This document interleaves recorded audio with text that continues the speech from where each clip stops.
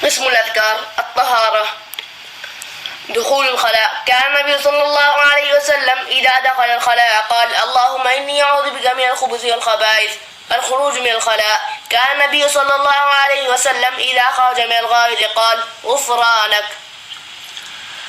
اب یہاں سے جو اذکار وارد ہیں اللہ کے رسول صلی اللہ علیہ وسلم سے ان کا بیان شروع کیا جا رہا ہے۔ بیت الخلاء میں داخل ہونے کی دعا، آپ صلی اللہ علیہ وسلم جب بیت الخلاء میں جاتے تھے تو فرماتے تھے کہ اللہ میں تیری پناہ چاہتا ہوں خبث و خبائث سے، یعنی شیطانوں سے، شیطانوں کے جو مذکر ہیں، شیطانوں کی جو مؤنث ہیں، ان سے تیری پناہ چاہتا ہوں۔ اور جب نکلتے تھے تو فرماتے تھے غفرانک، یعنی اے اللہ مجھے بخش دے، مجھے میری مغفرت فرما۔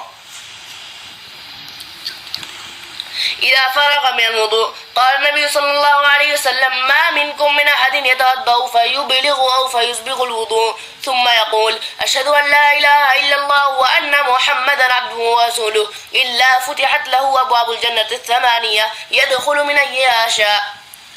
جب وضو سے فارغ ہوتے تھے تو آپ صلی اللہ علیہ وسلم فرماتے تھے، آپ صلی اللہ علیہ وسلم فرماتے ہیں کہ تم میں سے کوئی